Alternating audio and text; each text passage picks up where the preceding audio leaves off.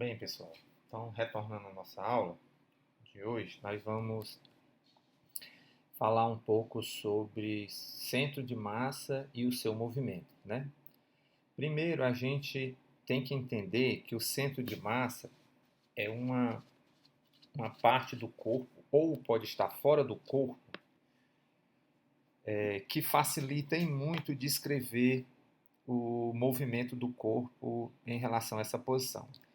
Inicialmente, quando a gente tratava os corpos, a gente tinha a noção de que todo o corpo podia ser tratado como uma partícula, certo? Então, como o corpo você colocava toda a massa do corpo numa partícula, num ponto, então você poderia assumir que aquele corpo era simplesmente uma partícula ou uma coisa pontual, tá certo? A partir do momento que a gente começa a olhar o corpo como seu volume, levando em conta a sua forma, né, que a gente já está preparando o campo aqui para os capítulos posteriores, tá certo? É conveniente introduzir o conceito de centro de massa, né? Então, para definir a posição do centro de massa, que para os corpos homogêneos e simétricos, esse normalmente está localizado mesmo no centro do corpo, né? Como é o caso de um cubo, uma esfera, um cilindro, né? Ele é bem posicionado. No caso de um disco ou de uma rosca, né? Você pode ter, no caso da rosca, um centro de massa que não está no interior do objeto, não está no corpo, né? Tá certo?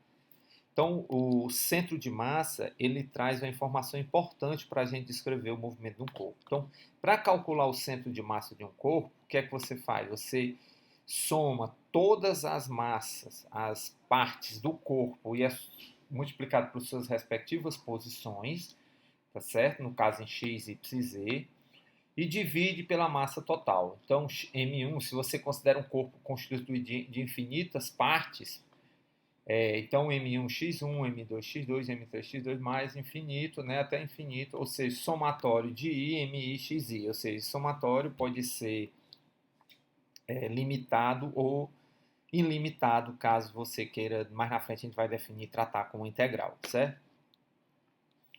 Então, aí tem o X do centro de massa, o Y do centro de massa, o I, mais precisamente o R do centro de massa, né? Aqui você tem a definição da velocidade do centro de massa, que é a massa vezes o valor da velocidade de cada componente do seu corpo, dividido pela massa total, mesma coisa para y, a componente x, a componente y, e o vetor velocidade como um todo. Então, a definição do centro de massa é o somatório de mi, v e xi dividido por mi, a velocidade do centro de massa é o somatório de mi, v e xi dividido pelo somatório de mi, e assim sucessivamente, certo? Então, quando você escreve dessa forma, você pode escrever a lei de Newton, né, a definição de momento, que é a massa vezes a velocidade do centro de massa, que é m1v1 mais m2v2 mais m3 mais etc., igual ao momento. Ou seja, a massa total do corpo vezes a velocidade do centro de massa é o momento desse corpo.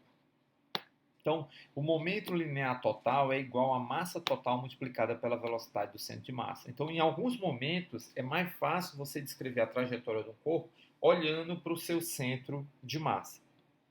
Tá certo? Um exemplo clássico disso é o exemplo de um projeto, de um fogo de artifício, tá certo? Que o projeto está se deslocando e em algum momento o projeto explode. Então, perceba que o centro de massa do projeto vai seguir uma trajetória como se nada tivesse acontecendo. Embora as partes constituintes do projeto, que após a explosão do projeto, os dois fragmentos seguem trajetórias individuais, mas o centro de massa continua, né, a seguir a trajetória original do projeto, tá certo? Por isso que é importante você olhar para o centro de massa em vez das várias partes do seu corpo, né? Porque você define a trajetória do centro de massa, você define a trajetória do corpo em geral, tá certo? Então, massa vezes a aceleração do centro de massa, M1A1, M2A2, M3A2, ou seja, o somatório das forças igual às forças externas, né? Todas as forças que atuam no corpo, mais as forças internas, isso dá igual a massa vezes a aceleração do centro de massa. Pela terceira lei de Newton, todas as forças que são consideradas internas, como elas atuam do tipo ação e reação, o somatório delas é igual a zero.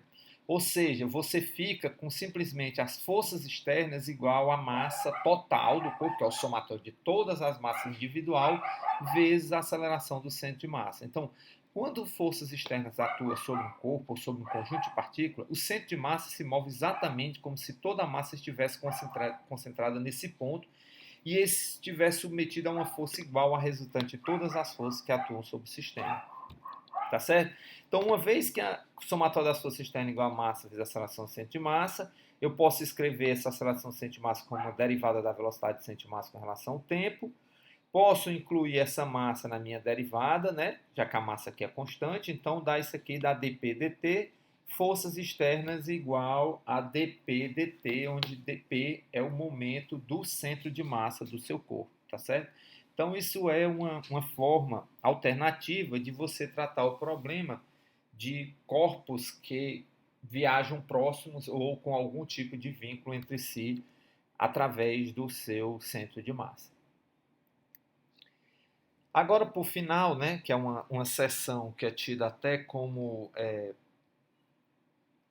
não obrigatória, mas complementar, que é o movimento de corpos cuja massa varia com o tempo. Né? A gente tem um exemplo de um foguete, né, que vocês sabem nessa subida ao espaço, você vê aqueles foguetes enormes, mas a maior parte daquele foguete é combustível. A parte que realmente é do foguete é bem pequenininha, é só lá na frente a cabine, né, que leva os pilotos e um pequeno módulo ainda que guarda combustível para o retorno. Né? Como o foguete tem que vencer o campo gravitacional da Terra, então ele leva, a maior parte dele é combustível para conseguir a aceleração, né? A velocidade para sair do campo gravitacional, que é da ordem de 30 mil km por hora. Né? Então, a maior parte do foguete é combustível. Então aqui eu tenho uma ideia de um foguete que viaja com velocidade v e massa m, tá certo? O tempo t, o foguete possui massa m componente x da velocidade, e aí no tempo t mais delta t, o foguete possui massa m mais dm, né, sendo que esse dm é inerentemente negativo, né, que eu sei que é a massa que está sendo arremessada na forma de combustão, né, ele injeta gases em alta velocidade para conseguir a propulsão no espaço, certo? E o componente x da velocidade é v mais dv, né? O combustível queimado possui componente x de velocidade, v combustível, v menos v é expelido, e massa menos dm. Aqui é que fica claro que o sinal negativo é necessário para tornar menos dm possível, já que o dm, a massa que sai do foguete, é inerentemente negativa, tá certo?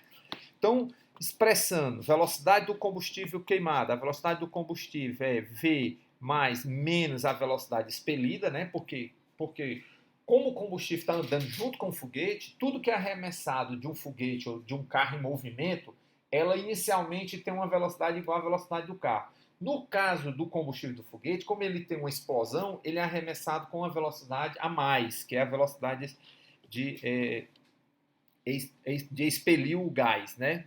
Que é o fogo do foguete, a massa do combustível. Então, esse V de combustão é V mais menos V, que é contrário, né? Está na direção contrária ao eixo positivo, né? Ele já tem um V, que é o V inerente do foguete, mas quando ele é arremessado, ele tem um V, que é esse V externo aqui, né? De expelido, né? Então, V menos V expelido. O momento da massa injetada é menos dmv vezes a velocidade do combustível, então é menos dmv menos v expelido. O momento do foguete no instante t, né, é a massa vezes a velocidade. Num tempo t mais delta t é m menos dm, v mais dv, porque à medida que você arremessa esse combustível em alta velocidade, por conservação do momento, o foguete ganha velocidade, então ganha esse dv. Ele joga dm e ganha dv de velocidade, né? Então, multiplicando isso aqui, corrigindo menos com menos dá mais, o momento do foguete é m mais dm, v mais dv. Então, eu tenho o momento da massa e o momento do foguete. Aí agora a gente aplica o princípio de conservação do momento. Então, vamos lá. Momento antes e momento depois, né? O momento antes é simplesmente a massa do foguete vezes a sua velocidade. O momento depois é o momento do foguete, que é m mais dm, v mais dv, mais o momento do combustível que foi arremessado, que é menos dm, v menos v expelido, né? Então, multiplicando esses termos, então fica mv igual a m dmv mais dv, mais menos dmv menos velocidade expelida, né? V expelido. Então, dá mv, mdv, vdm, dmdv, menos vdm, menos v expelido dm. Tem um produto aqui, que é dmdv, que é extremamente pequeno, que os dois são diferencial, então aproximadamente zero você pode desprezar esse termo, né? VDM com menos VDM se anulam, né? E eu fico simplesmente com MDV, né? O MV com MV também se anula, né? Então sobra quem? MDV positivo menos dm vezes a velocidade de expelido, que tem que ir para o outro lado da igualdade, diferente do MDV, por isso que ele está negativo, e o menos dm dv, que também vai ser zero, né? Então, o que me resta é simplesmente mdv menos dm vezes a velocidade expelida. Dividindo ambos os termos por dt, né, eu tenho mdv dt menos v expelido dm dt. Isso aqui é exatamente a cara da força, né? E menos v expelido dm dt. Intrinsecamente negativo, resultante de uma força de propulsão positiva. Isso aqui é a variação da massa do foguete com o tempo, né? A força de propulsão é proporcional à velocidade relativa do combustível queimado e à taxa de variação da massa com o tempo do material injetado. Claro, na medida que você injeta essa massa, né, a quantidade de massa que sai, você tem mais propulsão, né? Então, resolvendo essa equação diferencial, né, m, que a força é mdv dt, igual a menos v expelido dm dt, dv dt é a aceleração, né? Tá certo? Então, isso aqui dá aceleração dv dt. Esse m passa para o outro lado da igualdade dividindo, dá menos v expelido dm, m vezes dm dt sobre m aqui, né? O dv, né? Os dt se anulam, o dv fica menos v externo dm, né? Aí você faz a integral de dv, a integral da massa, né? De uma massa m0 até uma massa m, e você encontra que v menos v0 é v externo vezes o logaritmo da razão entre as massas, né? Isso aqui dá a definição do logaritmo, usando a teorema fundamental do cálculo, limite superior menos inferior, você encontra que é logaritmo, agrupando essa equação, né? Esse menos aqui vem para dentro do logaritmo, você inverte, que dá logaritmo de m menos logaritmo de m0, inverte esses dois, esse menos entra e fica ln de m0 sobre m. Essa é a expressão para a velocidade, né? Em função da perca de massa, né? Que aí você tem a taxa que essa massa é perdida, é injetada, e aí você pode descobrir a velocidade do corpo.